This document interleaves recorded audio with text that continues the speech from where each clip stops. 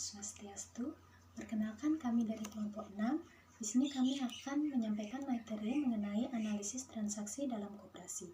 Sebelumnya izinkan kami memperkenalkan diri terlebih dahulu. Jadi, kelompok 6 terdiri dari 2 anggota.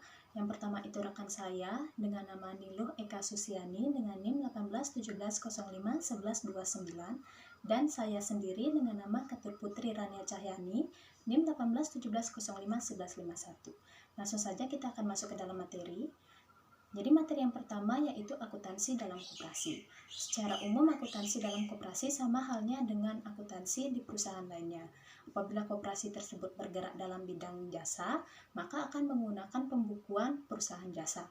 Apabila koperasi tersebut bergerak dalam bidang dagang, maka pembukuan yang digunakan yaitu perusahaan dagang. Hanya saja yang membedakan dalam akuntansi koperasi ada beberapa akun yang khusus digunakan pada koperasi, pada akuntansi koperasi, tidak digunakan pada perusahaan lain, yaitu akun simpanan pokok, simpanan wajib, simpanan sukarela, dan cadangan koperasi. Jadi yang pertama itu jurnal. Transaksi koperasi ini yang terjadi dalam koperasi itu harus dicatat dalam jurnal, dan juga transaksi yang terjadi harus dipisahkan dengan jelas antara transaksi yang dilakukan dengan anggota dan juga transaksi yang dilakukan oleh bukan anggota. Kenapa? Karena laba yang dihasilkan dari transaksi yang terjadi ini akan digunakan untuk hal yang berbeda.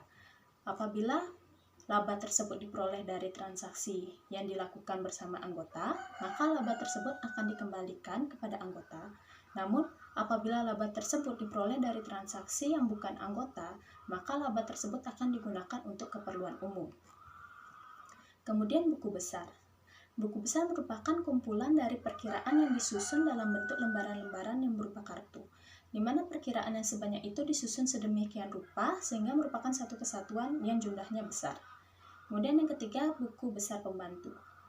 Buku besar pembantu ini merupakan rincian dari suatu jenis harta, utang, dan modal. Lajur dari buku pembantu ini sama halnya dengan lajur buku besar, tetapi di sini ada 3 jenis buku besar pembantu, yaitu buku besar, buku simpanan anggota, buku piutang, dan juga buku aktiva tetap. Buku simpanan anggota ini merupakan buku untuk mencatat simpanan dari masing-masing anggota, mulai dari saldo awalnya, penambahannya, dan juga pengurangan simpanan. Kemudian buku piutang digunakan untuk mencatat semua piutang. Kemudian buku aktiva tetap digunakan untuk mencatat aktiva tetap yang dimiliki oleh koperasi tersebut. Kemudian selanjutnya yaitu neraca lajur. Neraca lajur merupakan selembar kertas berkolom yang dapat digunakan dalam pekerjaan akuntansi secara manual untuk membantu menggabungkan pekerjaan pada akhir akuntansi. Koperasi tentu saja di akhir periode perlu menyusun laporan keuangan koperasi yang akan diberikan kepada pihak-pihak yang berkepentingan. Nah, laporan keuangan koperasi itu terdiri dari yang pertama, perhitungan hasil usaha, yaitu laporan yang menunjukkan kemampuan koperasi dalam menghasilkan laba selama satu periode. Kemudian neraca, yaitu suatu daftar yang menunjukkan sumber daya yang dimiliki koperasi, serta informasi dari mana sumber daya tersebut diperoleh. Kemudian yang ketiga, laporan arus kas, yaitu suatu laporan mengenai arus kas keluar dan juga arus kas masuk selama periode tertentu. Kemudian yang terakhir yaitu laporan promosi ekonomi anggota, yaitu laporan yang menunjukkan manfaat ekonomi yang diterima anggota koperasi selama periode tertentu. Nah, selanjutnya ini merupakan bagian proses akuntansi koperasi, di mana ketika transaksi terjadi, maka akan dibuatkan bukti transaksi, di mana bukti transaksi ini merupakan bukti umum yang akan dicatat dalam buku memorial. Bukti transaksi ini juga akan dicatat dalam jurnal harian, dan juga buku pembantu. Kemudian dari jurnal harian ini akan di-input dalam buku besar, di mana hasil dari buku besar ini akan disesuaikan dengan neraca lajur yang telah kita buat untuk mengecek kebenarannya. Kemudian setelah itu akan dibuat laporan keuangan. Baik, sekian yang dapat saya sampaikan. Untuk materi selanjutnya akan disampaikan oleh rekan saya. Om Swastiastu. Perkenalkan, nama saya Milo Eka Susiani, NIM 18170511129. Di sini saya akan melanjutkan presentasi dari rekan saya, yaitu mengenai jenis transaksi pada koperasi. Jenis transaksi pada koperasi itu terdiri dari 3. Yang pertama ada transaksi antara koperasi dengan anggotanya. Yang kedua transaksi antara koperasi dengan non-anggotanya. Dan yang ketiga antara transaksi khusus pada koperasi. Untuk yang pertama yaitu transaksi antara koperasi dengan anggotanya. Itu terdiri dari transaksi setoran yang dapat berbentuk setoran modal yang menentukan kepemilikan dan setoran lain yang tidak menentukan kepemilikan. Yang kedua ada transaksi pelayanan yang dapat berbentuk pertama pelayanan dalam bentuk kegiatan penyaluran dan pengadaan barang atau jasa untuk memenuhi kebutuhan anggotanya, menyediakan dan menyalurkan kebutuhan input bagi kegiatan proses produksi usaha anggota, pelayanan penyaluran barang atau jasa yang dihasilkan anggota untuk dipasarkan, dan pengelolaan kegiatan simpan pinjam anggota. Untuk yang kedua, transaksi antara koperasi dengan non-anggota dapat berbentuk penjualan barang atau jasa kepada non-anggota atau masyarakat umum maupun perusahaan, pembelian barang atau jasa dari non-anggota.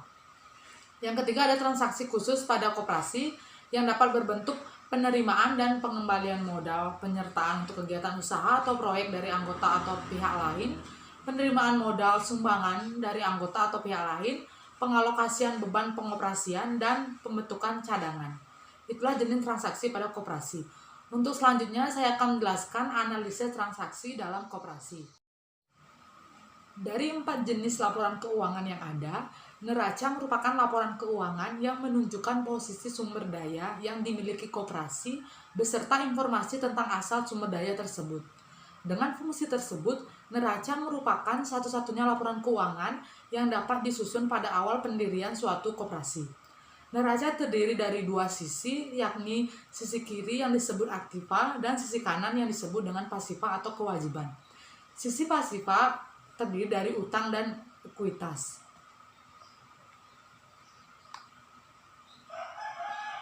Aktiva atau aset adalah kekayaan yang dimiliki suatu koperasi.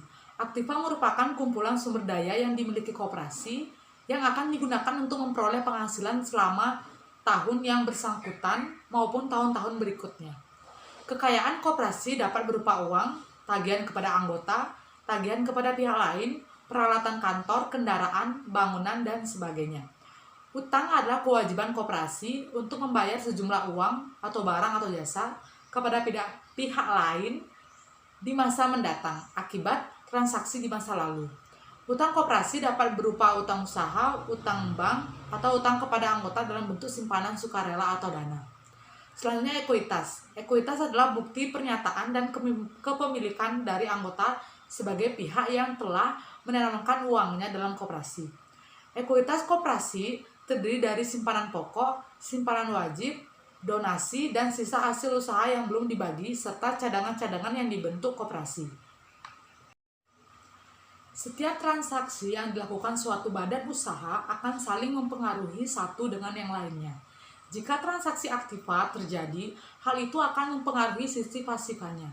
Jika transaksi aktiva tidak melibatkan sisi pasifanya, maka yang berubah hanya komposisi aktivanya saja. Oleh karena itu, jumlah total aktiva akan selalu sama dengan jumlah total pasifa.